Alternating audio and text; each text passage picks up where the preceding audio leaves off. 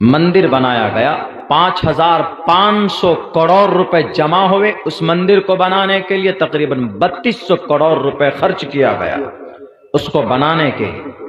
और उसमें जो राम लल्ला की मूर्ति है,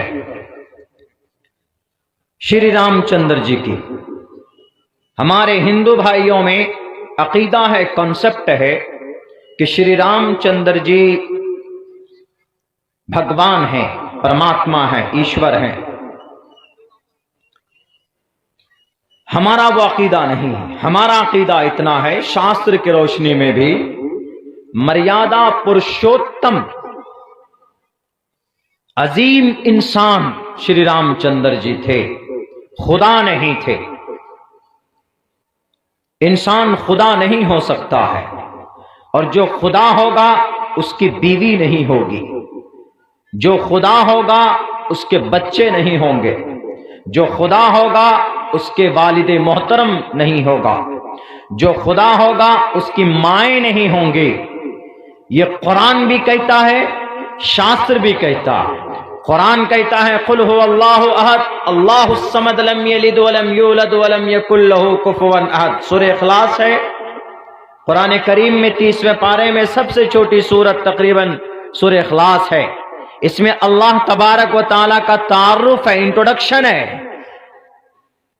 what is Allah, who is Allah, what is the definition of Allah सुब्हानहू व ताला, एंड व्हाट इज द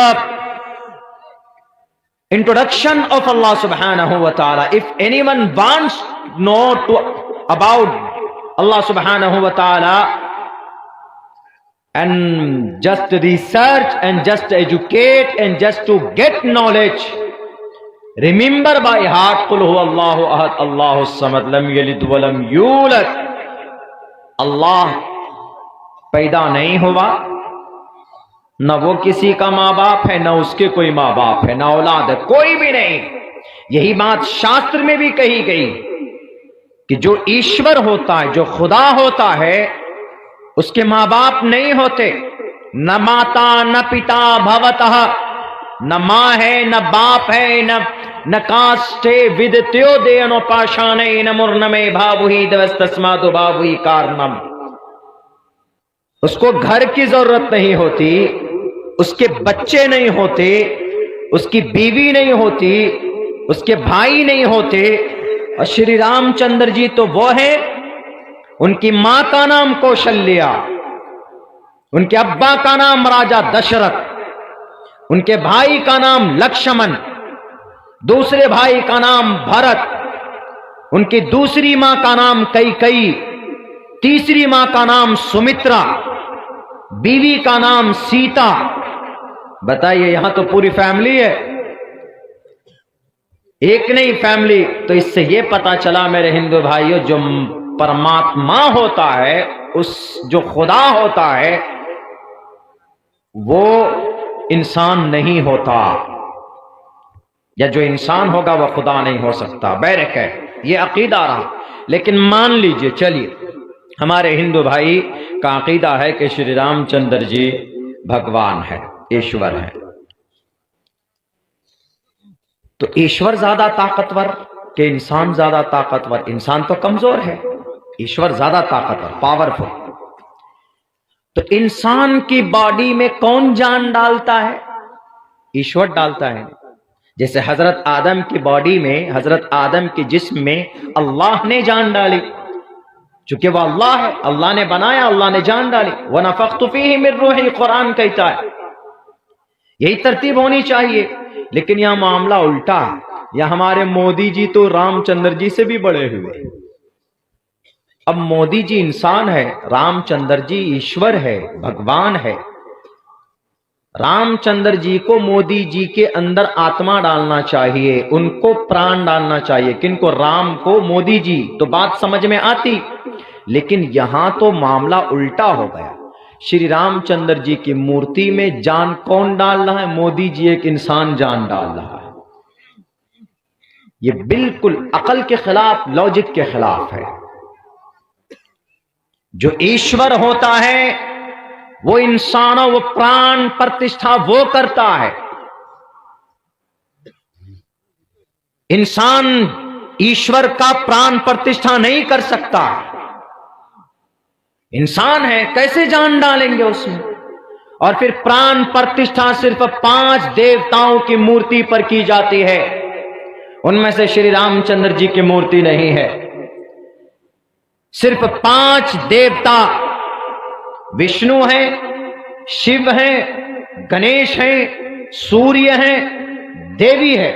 ये 5 देवी, ये 5 देवता हैं जिनकी मूर्ति पर प्राण प्रतिष्ठा कर सकते हैं। यानी पूजा के जरिए से अगर उनको कोई जान डाल रहा है उसमें, तब उसकी पूजा की जाती है। तो 5 ही मूर्ति की परमिशन है, शास्त्रों के अंदर कहा गया। बकौल शंकराचार्य, उनके अलावा कितने भी मूर्ति हो, किसी मूर्ति की पूजा नहीं की जा सकती।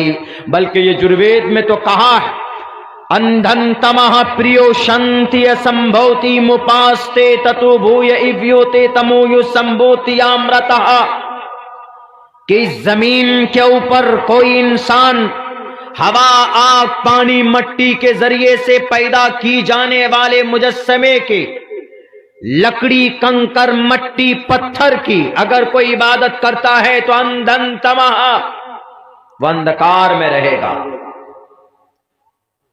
मना किया गया उस जात की इबादत करो ना जो ताकतवर है, जिसने 6 करोड़ 30 लाख मुरब्बा मील के इलाके में इस जमीन को पैदा किया। उस जात की इबादत करो, वह अल्लाह है।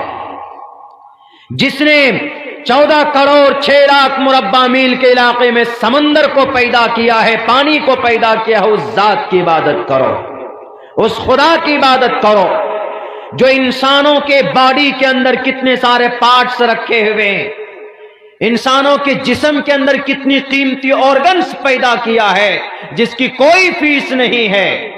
अगर आदमी की लीवर, किडनी खराब हो जाए तो दूसरी से काम चलाते हैं। अगर दूसरा भी फेल हो जाए तो ट्रांसप्लांट करने के लिए 25-30 लाख रुपए लेकर आप हॉस्पिटल का चक्कर काटते हैं, तब भी आपकी सेहत ठीक नहीं हो सकती। जरा याद करो कि अल्लाह तबारक व तआला ने आपके अंदर कितनी कीमती पार्ट्स को रखा हुआ है। वो अल्लाह, उसको मानो खुदा, वो सर्वशक्तिमान है। किसी मूर्ति की, किसी पत्थर की इबादत नहीं कर सकते। बोलते हैं कि हमारा खुदा, मुगल बादशाहों ने आकर मंदिर तोड़ा, तब जाकर वहां मस्जिद बनाई। मंदिर में भगवान रहता है, खुदा रहता है। आप कहते हैं कि हमारा खुदा था, तो मुगल बादशाहों के हाथ क्यों नहीं पकड़े आपके खुदा ने? जिन्होंने अपना घर टूटने से नहीं बचाया, वह आपका घर क्या बसाएगा? अल्लाह का कुरान कहता है कि वह तुम्हें नफा नहीं दे सकता, नुकसान नहीं दे सकता, वह कुछ नहीं कर सकता है। वह उनके नाक पर अगर मक्खी बैठ जाए तो वह उसको भी उड़ा नहीं सकता है। तो इसीलिए ऐसे बेजान चीजों की इबादत नहीं होनी चाहिए। इबादत अगर किसी की होनी चाहिए तो सिर्फ एक अल्लाह की इबादत होनी चाहिए, जो सर्वशक्तिमान, अद्धादेव, महान, वसुर, दयावान है, जो हर जगह पर है, हर किसी के अंदर है। उस अल्लाह की इबादत होनी चाहिए, किसी और की नहीं होनी चाहिए। इंसान को बनाया अल्लाह ने, और उसी इंसान के बॉडी के अंदर जान कौन डालता है? अल्लाह डालता है। लेकिन यहां मामला उल्टा हो रहा है। इंसान खुदा के बॉडी में जान डाल रहा, अकल के खिलाफ। अरे अभी जो हुआ, एक बहुत बड़ा पूजा आयोजन किया गया प्राण प्रतिष्ठा के नाम पर। प्राण प्रतिष्ठा, इसका मतलब समझते? इसका मतलब होता है, प्राण माने जान, प्रतिष्ठा माने रखना, डालना। प्राण प्रतिष्ठा का मतलब जान डालना, जिंदा करना, आत्मा डालना, रूह फूंकना। प्राण प्रतिष्ठा। अभी उत्तर प्रदेश में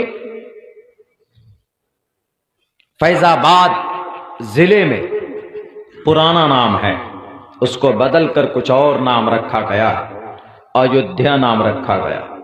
वहां पर एक मस्जिद थी, 1528 में वो मस्जिद मीर बाकी ने तामीर की थी। उस वक्त का बादशाह बाबर था।